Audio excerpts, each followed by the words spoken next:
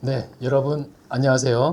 오늘은 장기간 보유하던 나대지를 양도한다면으로 해서 한번 알아보도록 하겠습니다. 저는 국세공무원교육원에서 양도소득세를 강의하고 있는 이지훈 교수입니다. 네, 두 분 교수님도 각자 소개를 해주십시오. 양도소득세를 강의하고 있는 임재주 교수입니다. 역시 양도소득세를 강의하고 있는 이동군 교수입니다. 네, 반갑습니다. 이번 시간 주제는 이제 제가 실무를 할 때 신고서를 검토하면서 안타깝게 느꼈던 부분 중에 하나를 주제로 정해 보았습니다. 자, 교수님들, 토지 본래 용도로 사용하지 않고 나대지를 장기간 보유하다가 양도하는 경우에는 어떤 불이익이 있습니까? 네, 비사업용 토지로 보아서 기본 세율의 10%를 더해서 중과를 하고 있습니다. 네, 맞습니다. 그렇죠. 그럼 여기서 비사업용 토지의 정의가 어떻게 될까요?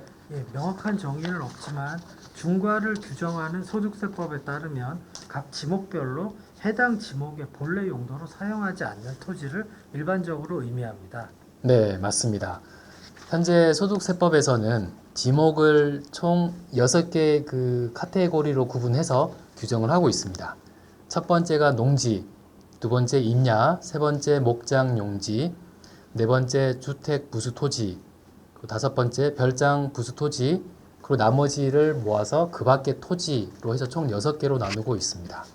여기서 지목은 등기부 등본과 같이 어떤 공부상에 등록된 지목이 아니라 실제 사용하는 그 현황에 따라 판정을 하고요. 실제 사용하는 현황이 불분명하면 공부상 등록된 지목에 따라 판정을 합니다. 예를 들어 등기부 등본에 농지로 되어 있지만 실제 경작하지 않고 어떤 하치장의 용도로 사용한다면 이 경우에는 공부상 지목인 농지가 아니라 실제 사용하는 하치장의 지목으로 적용을 하는 것이죠.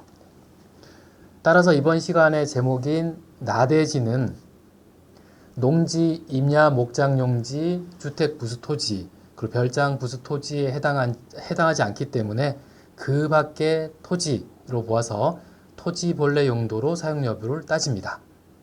그렇다면 그 밖의 토지는 토지 본래 용도가 어떻게 규정이 되어 있나요? 네, 토지의 지목은 28개나 되고요. 네. 농지, 임야, 목장 용지, 그리고 주택과 별장 부수토지를 제외한 나머지 지목이 워낙 많기 때문에요. 네. 지방세법의 재산세 규정을 준용하고 있습니다. 그래서 그 밖의 토지는 재산세가 어떻게 과세되는지 따라 토지 본래 용도 사용 여부를 판정합니다. 네. 즉, 재산세가 종합상 과세 대상이다. 이렇게 되면 비사업용 토지로 보고요. 네. 비과세, 면제, 별도 합산 과세, 분리 과세 대상인 경우는 사업용 토지로 보고 있습니다. 그렇군요. 네. 그렇다면 나대지에 대해서는 이제 가장 먼저 재산세가 어떻게 과세되는지를 봐야 되겠네요. 그렇죠? 네, 네. 나대지에 대해서는 가장 먼저 재산세가 어떻게 과세되었는지를 보아야 합니다. 다만 재산세가 종합합산과세 대상에 해당되더라도 네. 소득세법에서 사업이나 거주자와 관련해서 사업용으로 인정해주는 예외가 몇 가지 열거되어 있습니다. 만약에 이 예외에 해당된다면 사업용으로 인정받을 수 있겠습니다. 네. 재산세가 종합합산과세 대상이다 하더라도 예외에 해당이 되면 또 사업용으로 인정이 된다. 이제 그런 말씀인 거죠. 네. 예외에 대해서는 다시 살펴보기로 하고요. 그런데 나대지의 보유 기간이 20년이라고 가정한다면 이 사업용 판정을 어떻게 해야 하나요? 20년 전체 다 그 재산세가 종합합산과세 대상이 되어야 하지 않아야 되는 것인지 거기에 대해서 한번 설명을 한번 해주시죠. 네, 그렇지는 않습니다. 보유하는 기간 100% 내내 본래 용도로 사용하기는 사실상 불가능하다고 봐야 될 건데요. 네. 그래서 소득세법에서는 독특하게 기간 기준이라는 것을 두고 있습니다. 네. 일반적으로 5년 이상 보유한 토지의 경우에는 세 가지 기준 중 하나의 기준만 요건을 충족하면 사업용으로 인정해주고 있습니다. 네. 그렇죠. 토지를 취득한 후에 어떤 준비 기간도 필요할 것이고 또 갑자기 몸이 아파서 또 일정 기간 뭐 본래 용도로 사용하지 못하는 경우도 있을 수 있을 겁니다. 분명히. 네. 화면에 보면 이제 이 세 가지 기준이 있는데요.